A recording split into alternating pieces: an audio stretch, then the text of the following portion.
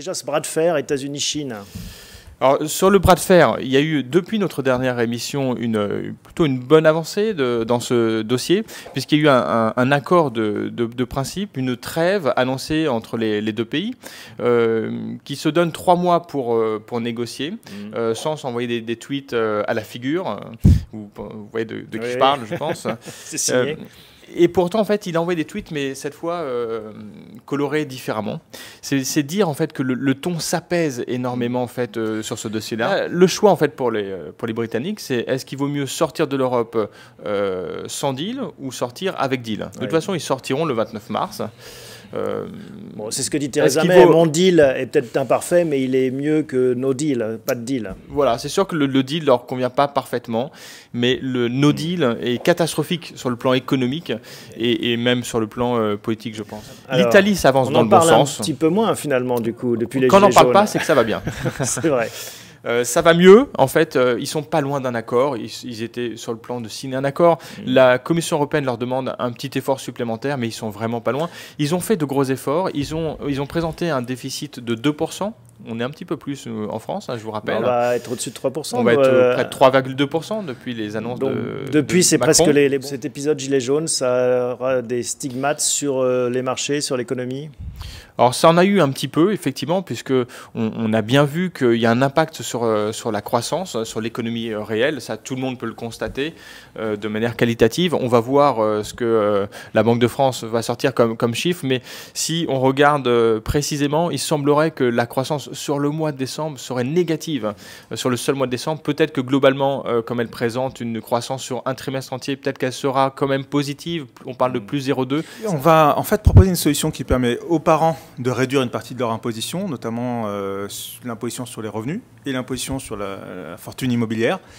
Et par ailleurs, résoudre un problème qui est assez courant aujourd'hui, c'est d'aider les enfants de façon légale et encadrée à poursuivre leurs études, donc en France ou à l'étranger. Ouais. Il s'agit en fait de la donation temporaire d'usufruit. En fait, il s'agit de transmettre un portefeuille financier ou un portefeuille immobilier à ces enfants, mais temporairement, on leur donne en fait l'usufruit, c'est-à-dire les. Donc c'est-à-dire qu'on met une date à laquelle ce portefeuille nous reviendra. Exactement, on doit fixer une période qui est minimum de 3 ans, parce qu'on va voir qu'il faut passer devant le notaire pour faire ça. C'est un acte notarié minimum de 3 ans.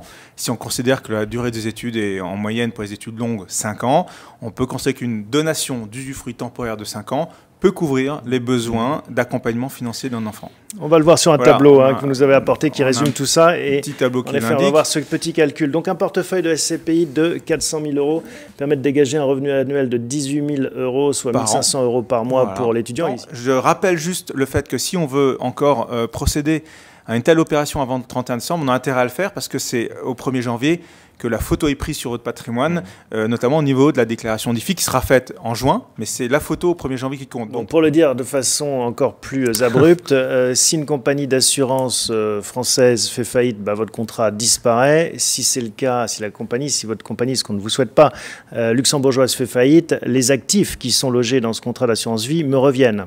Exact. En fait, par rapport au triangle de sécurité, à la ségrégation des actifs, les actifs étant ségrégés du bilan de la compagnie, si la compagnie tombe en liquidation, les actifs, les avoirs placés des souscripteurs ne rentrent pas dans le bilan, donc ne rentrent pas dans la liquidation, effectivement. Et il y a aussi la notion de super privilège. Le super privilège, c'est ce qui vient au-dessus de ce triangle de sécurité, c'est en fait ce qui donne un super privilège, comme son nom l'indique, aux souscripteurs, et ils arrivent au niveau des créanciers à un niveau bien plus élevé que les compagnies françaises, en fait. Vous ne proposez que des unités de compte, il n'y a pas de fonds euro en fait. Exact, oui, le fonds euro étant une invention purement française, c'est surtout les compagnies franco-françaises à Luxembourg qui proposent du fonds euro. Étant suisse, le fonds euro n'existe pas, en tout cas chez nous, donc on n'a que effectivement une offre en unité de compte, ce qui n'empêche d'aller finalement chercher un profil un peu prudent.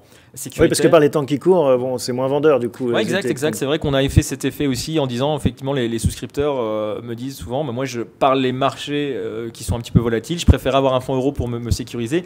Mais le revers de la médaille, c'est qu'effectivement, est-ce qu'on se sécurise vraiment en étant sur un fonds euro par rapport, on l'entendait tout à l'heure avec l'Italie, la dette, etc. Et le Luxembourg, lui, est transparent fiscalement. C'est-à-dire que si vous souscrivez en étant français, mais que vous bougez ensuite en Europe, on va s'adapter au pays dans lequel vous vous retrouvez.